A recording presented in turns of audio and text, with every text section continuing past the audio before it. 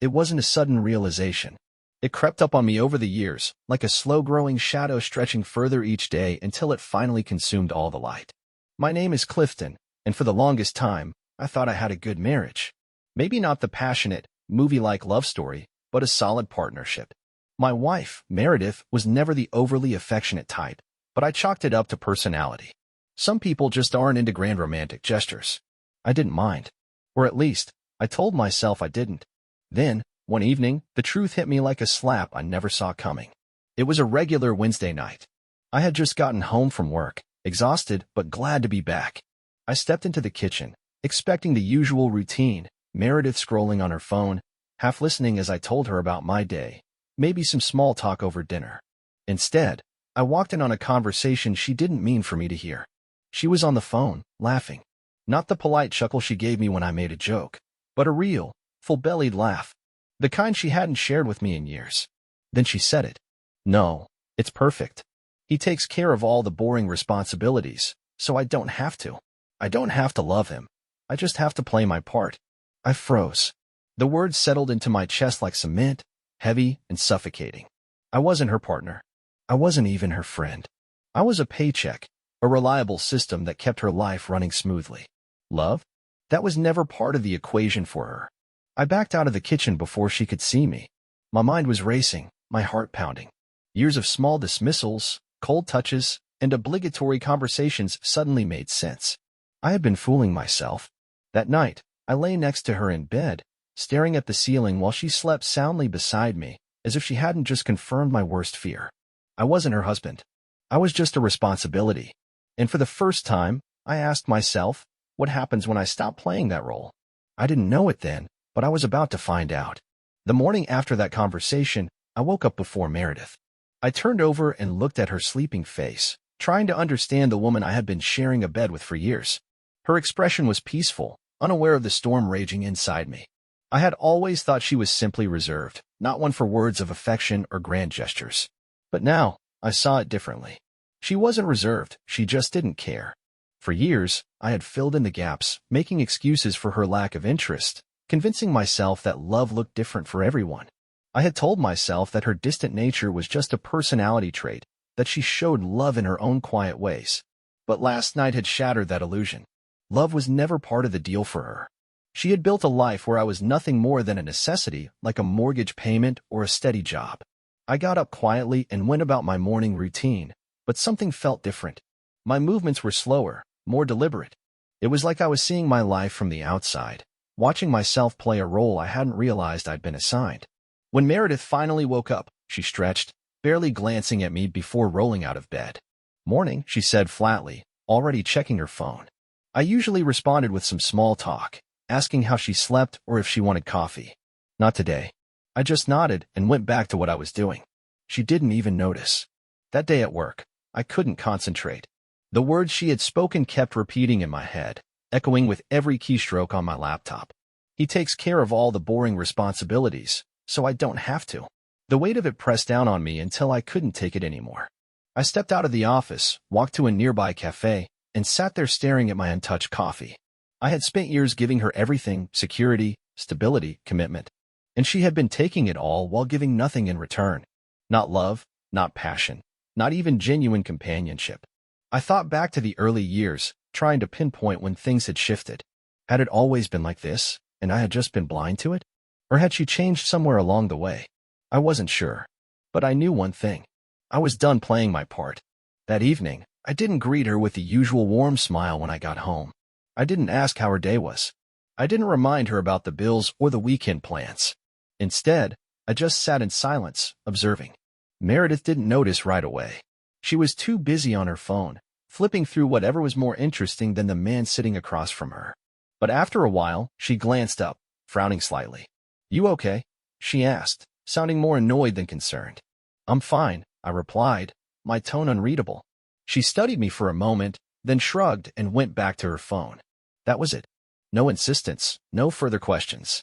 I could have been crumbling, and she wouldn't have cared. That was the moment I decided I wasn't going to be her background character anymore. I was going to give her exactly what she wanted, nothing more, nothing less. For years, I had been the provider, the problem solver, the one who kept everything running smoothly. But if that was all she saw me as, then that's all I would be. No more surprises. No more thoughtful gestures. No more making an effort when she couldn't be bothered. I would still handle my responsibilities, of course. I wasn't going to sink to her level, but I wouldn't do a single thing beyond that. I wanted to see how long it would take before she noticed. If she even noticed at all. I didn't go cold overnight. That would have been too obvious, too dramatic. Instead, I started withdrawing in small, deliberate ways. I still woke up at the usual time, still made my own coffee, still went through my routine as if nothing had changed. But there was a crucial difference. Everything I did was only for me. For years, I had been the one making 2 cups of coffee, one for me, one for her. I had never asked if she wanted it. I just knew she did. I knew exactly how much cream and sugar she liked. I knew that she preferred her coffee a little colder, so I always let hers sit for a few minutes before handing it to her. It was second nature to me. But that morning, I only made one. I took my cup and sat down at the table, sipping slowly, watching her reaction. Meredith walked in, eyes still half closed as she reached for the counter. Her hand hovered where her cup should have been, but when she saw nothing there, she frowned and turned to me. "You forgot my coffee," she said. It wasn't a question, just a statement, like she was reminding me of my job. I took another sip. "No, I didn't forget." She blinked at me. "Then where is it?" "I only made mine today." For a moment, she just stood there, like her brain was struggling to process what I had just said. Then, she scoffed, rolling her eyes. "Well, that's petty." I didn't respond. I just looked at her, waiting to see if she would say anything else. But instead, she huffed and turned away, muttering something under her breath as she grabbed the coffee pot and poured her own. It was such a small thing. A missing cup of coffee. And yet, it was the first crack in the perfect little system she had built for herself. That day, I continued the experiment. When I got home from work, I didn't ask how her day was. I didn't remind her about the groceries that needed to be picked up. I didn't plan dinner. Normally, I was the one who made sure the fridge was stocked, that the bills were paid on time, that everything in our life ran smoothly. But today, I did nothing beyond what directly affected me. I ate what was left in the fridge without a word. I watched TV without waiting for her to join me. I left the dishes in the sink. And sure enough, by the second day, Meredith started to notice. "Did you go grocery shopping?" she asked as she opened the fridge, frowning at the empty shelves. "Nope," I replied, not looking up from my laptop. Her brow furrowed. "You always go on Wednesdays." "I didn't feel like it," I said simply. She let out a frustrated sigh. "Well, what are we supposed to eat?" "I don't know." "I figured you'd handle it," I said, finally glancing up at her. "You do eat too, don't you?" The way her lips pressed together told me she didn't like that response. She didn't argue, but she also didn't go grocery shopping herself. Instead, she ordered takeout, mumbling something about how she always had to fix everything. The irony almost made me laugh. For the next week, I continued like this. I still paid the bills. I wasn't going to ruin my credit over this, but I stopped handling all the little things that made her life easier. I didn't clean up after her. I didn't make her coffee. I didn't plan anything. I was polite but distant, fulfilling my role as the responsible one, but nothing more. And slowly, Meredith started to get more and more irritated. It wasn't immediate, but I saw the cracks forming. At first, she just seemed mildly annoyed, like she thought I was being childish and would get over it. Then, after a few more days, she started making passive-aggressive comments. "Wow, must be nice to just do nothing all day," she muttered when she saw me relaxing on the couch. I raised an eyebrow. "Nothing? I worked all day." "You know what I mean," she snapped. "You've just been acting so weird lately." "Have I?" I asked, tilting my head. "Or am I just acting like you?" That shut her up real quick. For the first time in years, I saw something flicker in her expression, something close to uncertainty. Like she was realizing, just for a moment, that maybe things weren't as effortless as she had thought. But she still wasn't ready to admit it. Not yet. Instead, she tried to play it off, rolling her eyes and walking away. I let her, because I knew this was only the beginning. The silence between us stretched like a rubber band pulled too tight, ready to snap at any moment. Meredith was still trying to pretend nothing was wrong, but I could see the cracks forming in her carefully maintained facade. At first, she thought ignoring my shift would make it go away. She assumed I would slip back into my old habits, making her coffee, keeping the household running, taking care of the things she never wanted to deal with. But she underestimated me. One night, About 2 weeks into my quiet withdrawal, I came home later than usual. Not on purpose. I had a meeting that ran over, but the moment I stepped through the door, I knew something was off. The apartment was dark except for a single lamp in the living room. Meredith was sitting on the couch, arms crossed, her phone in her lap. She looked up as I walked in, her expression unreadable. "You didn't text me," she said flatly. I blinked. "What? You're always home by 6:30. It's almost 8. I shrugged, setting my bag down. I had a late meeting. She stared at me for a moment, then scoffed. "Nice of you to let me know." There was something almost accusing in her tone, as if I had broken some unwritten rule. That was rich, considering she had never cared about my schedule before. "You never asked me to text you," I pointed out. "That's not the point, Clifton," she snapped. "You always let me know if you're late." "Right. I always do. But tell me, Meredith, when was the last time you let me know when you were going to be late? When was the last time you checked in with me?" Her mouth opened, but no words came out. She knew the answer. I walked past her, heading for the kitchen. I could feel her eyes on my back, burning with a mix of frustration and confusion. She wanted to be mad at me, but she couldn't quite figure out why. That was the thing. She had taken my reliability for granted for so long that now, when I wasn't bending over backward to keep her comfortable, she didn't know how to function. For the next few days, she tried new tactics. She got overly nice, like she thought she could smooth things over without actually addressing the issue.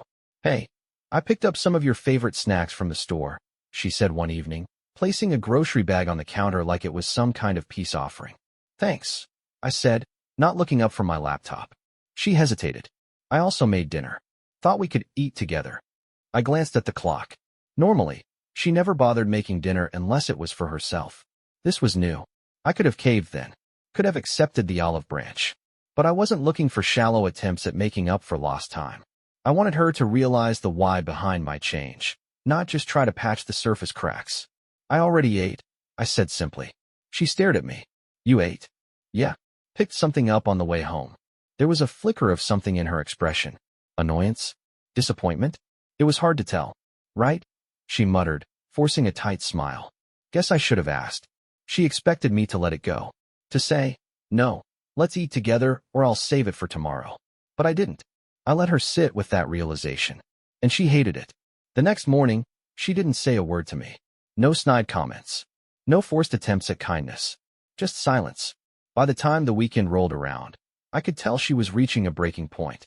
She wasn't used to this version of me, the version that didn't orbit around her needs. Saturday morning, I got up and went for a drive without saying a word. I didn't leave a note, didn't send a text, didn't ask if she wanted anything. I just left. When I got back later that afternoon, Meredith was standing in the kitchen, arms crossed, her face unreadable. "Where were you?" Her tone was casual, too casual. I shrugged, setting my keys down. "Out." "Out where?" I glanced at her, raising an eyebrow. "Why does it matter?" She clenched her jaw. "Because we're married, Clifton. You don't just disappear without telling me." I let out a quiet laugh, shaking my head. "Wow, that's interesting." She narrowed her eyes. "What's that supposed to mean?" "It means," I said, meeting her gaze, "that for years, I've been the one keeping you informed. The one making sure everything runs smoothly. The one checking in. And not once have you ever given me the same courtesy. But now, suddenly, it's a problem when I don't do it." Her face flushed. "That's not fair." "No, what's not fair," I said, my voice calm but firm, "is that you only care now because it affects you. The second things stopped going your way, you suddenly realized something was wrong.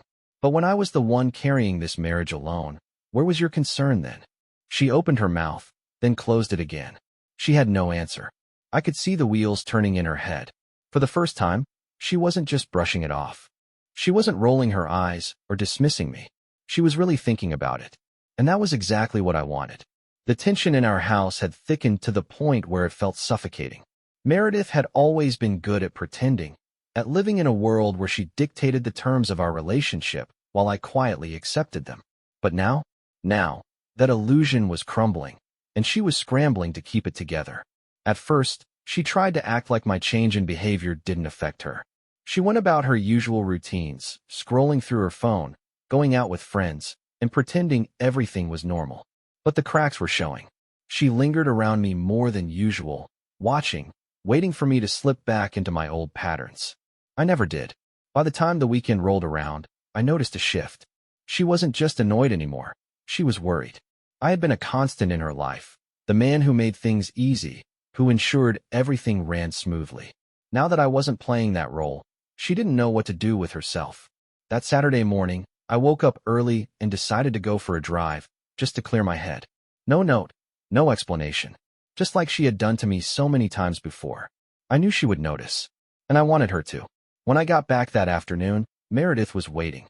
She stood in the kitchen with her arms crossed, her jaw tight, her eyes scanning me as if searching for something. "Where were you?" she asked, her voice forcedly casual. I set my keys down and shrugged. "Out." She let out a breath, her fingers tapping against the counter. "Out where?" I turned to look at her fully, tilting my head slightly. "Since when do you care?" Her lips pressed together, her jaw twitching slightly. "Of course, I care, Clifton. We're married. You don't just disappear without saying anything." I let out a quiet chuckle, shaking my head. "That's interesting." She frowned. "What's that supposed to mean?" "It means," I said, meeting her gaze steadily, "that for years, I was the one keeping you updated. The one making sure you were taken care of, that you knew what was going on. And not once did you ever do the same for me. But now, suddenly, it's an issue."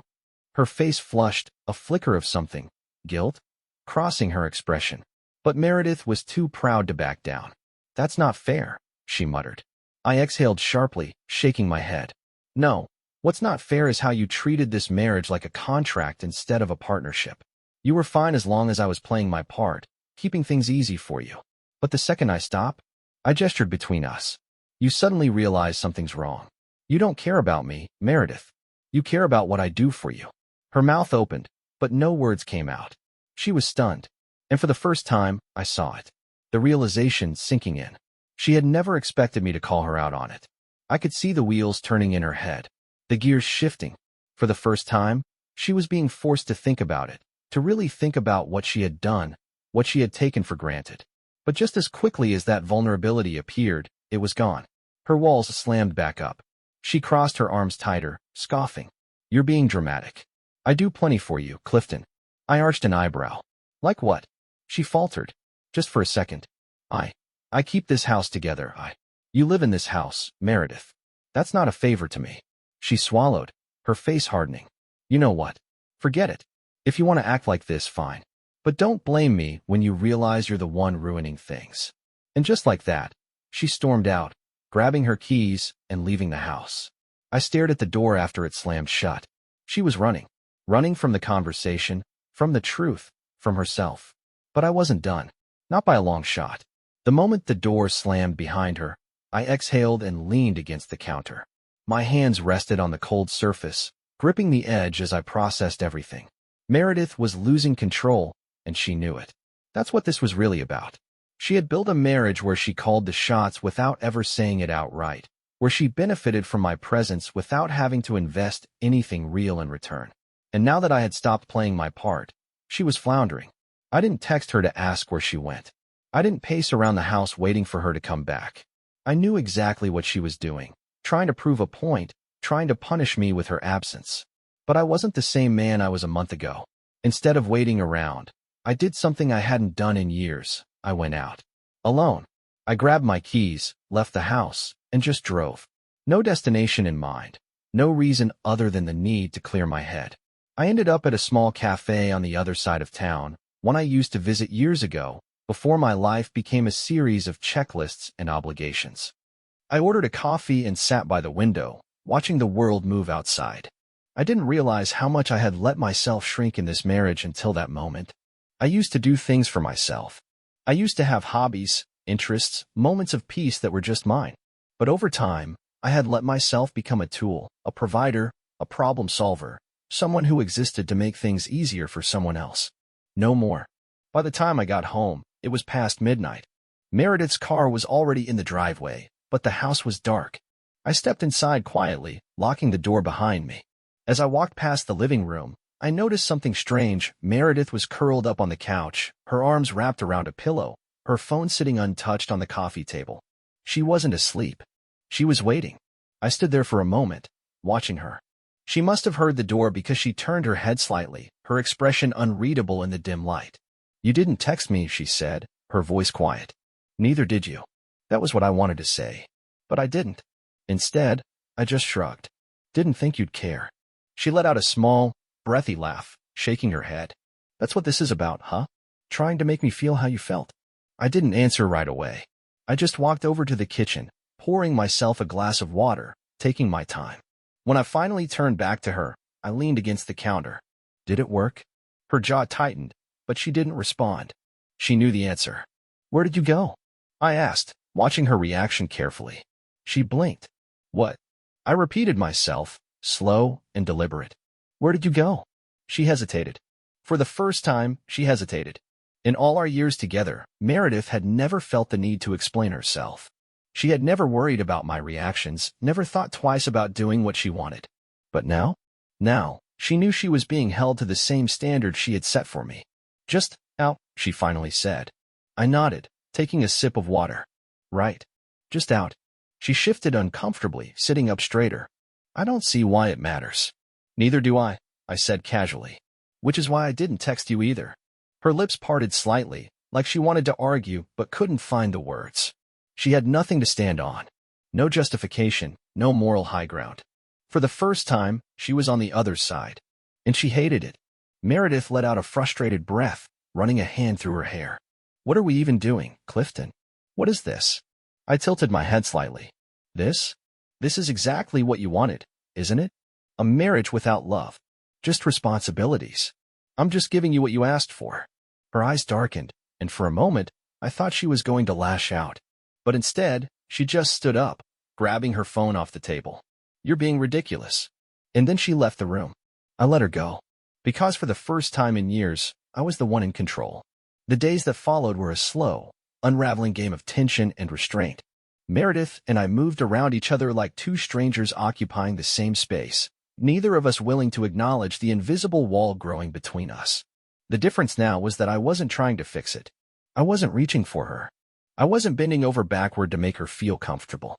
I watched as she struggled to process this new version of me, the version that wasn't her safety net, her provider, her ever-reliable husband who cleaned up the messes she left behind. She thought she had me figured out, that I would always be predictable, but I was done playing that role. One evening, I walked into the house after work and immediately noticed something unusual.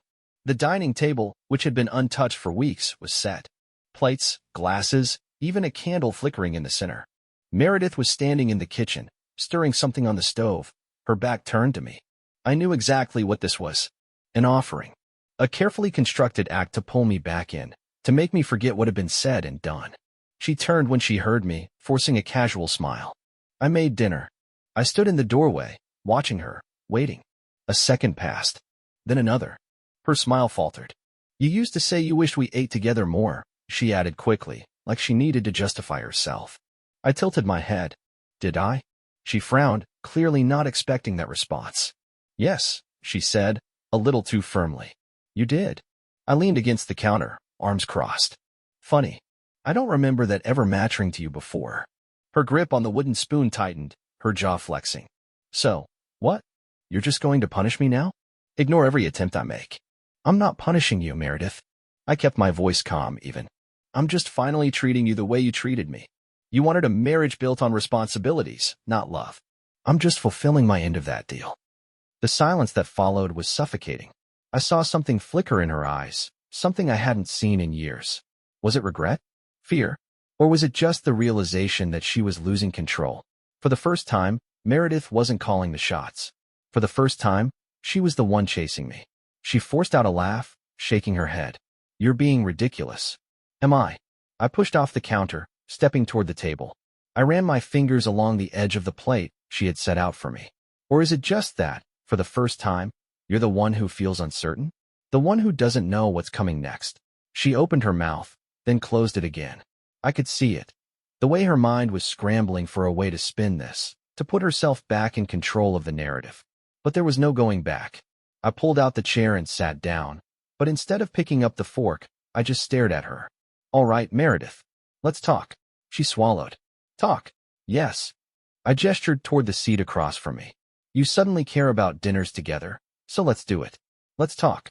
She hesitated, then slowly lowered herself into the chair. She looked unsure. Meredith never looked unsure. The silence stretched between us as I waited for her to speak first. When she finally did, her voice was quieter than usual. "I don't know what you want me to say." I leaned forward slightly, my elbows resting on the table. "I want you to tell me the truth, Meredith. When did you stop loving me?" Her breath hitched. I had never asked her that before. Never dared to say it out loud. She looked away, staring at the candle between us, her fingers tracing the rim of her glass. "I don't. Don't lie." She flinched at the sharpness in my tone. A long pause stretched between us, the weight of the moment pressing down on her shoulders. Finally, she exhaled, shaking her head. "I don't know," she admitted, her voice barely above a whisper. I wasn't sure if she was lying or if she really hadn't thought about it before.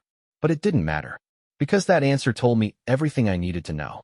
I picked up my fork and started eating, breaking the silence with the quiet clinking of silverware against the plate. Meredith just sat there, staring at me. For the first time, she was the one waiting for me to speak. But I didn't, because I was done saving her from the consequences of her own choices. Meredith sat there, motionless, watching me as I ate. For the first time in years, she was speechless. There were no deflections, no scoffs, no dismissive eye rolls, just silence. And in that silence, I saw something shift. She wasn't just uncomfortable. She was afraid. Not of me. Not of my words. She was afraid of what came next. I finished my meal slowly, deliberately, letting the silence stretch. When I set my fork down, I wiped my mouth with a napkin and leaned back in my chair. "You know what I realized, Meredith?" She swallowed, her hands tightening around her glass. "What?" "I spent years thinking I had to earn love," I said, my voice calm but steady. "That if I just provided enough, supported enough, gave enough, you'd eventually meet me halfway. That one day, you'd wake up and choose me." I exhaled, shaking my head. "But I see it now. You never intended to. You were always content letting me carry everything alone." Her eyes flickered with something. Shame? Regret? I wasn't sure. But it was too little, too late. "Clifton," she started, but I held up a hand, stopping her. "I'm not angry anymore," I said. And it was true. The bitterness that had sat in my chest for so long was gone, replaced by something lighter. "I'm just done." Her breath caught. "What do you mean?" I stood up, pushing my chair back gently. "I mean, I don't want this marriage anymore." She stared at me like she hadn't fully processed the words. "You don't?" She let out a short, breathless laugh. "You're just saying that because you're mad." "I'm not mad." I met her gaze firmly. For the first time in a long time, I actually feel free. The color drained from her face. "So that's it. You're just walking away?" I nodded. "Yeah." Her mouth opened and closed, but no words came out. She wasn't used to this, wasn't used to me making a decision without her approval, without trying to fix things. I wasn't leaving in anger. I wasn't storming out or making threats. I was simply done, and that scared her more than anything else. For years, I had been the foundation of this marriage, holding everything together. Now, I was stepping away, and she was realizing, maybe for the first time, what that truly meant. I turned toward the hallway, ready to pack my bags. But then, for the first time in years, I hesitated. Not because I doubted my decision, but because I had one last thing to say. I looked back at her, at the woman I had once loved, and offered a small, tired smile. "I hope you find what you're looking for, Meredith. I really do." And then I left the table, left the conversation, and soon enough, I left her. 1 year later, the sun was setting as I sat on the balcony of my new apartment, a fresh breeze carrying the scent of spring through the air. I sipped my coffee, feeling lighter than I had in years. Leaving Meredith wasn't easy. The divorce was messy, as expected, but I had never second-guessed my decision. Because the moment I walked away, I realized something incredible. Life didn't feel so heavy anymore. I traveled. I reconnected with old friends. I found hobbies again, things that brought me joy beyond just being responsible. And, most importantly, I learned how to live for myself. And then, I met her. She wasn't like Meredith. She laughed easily, spoke with warmth, and actually listened when I talked. There were no expectations, no silent obligations, just two people enjoying each other's company. For the first time in my life, I was in a relationship that felt real. As I sat there, watching the sun dip below the horizon, I thought back to the man I used to be, the one who thought love had to be earned, that marriage meant sacrificing yourself for someone who didn't value you in return. That man was gone, and in his place was someone free,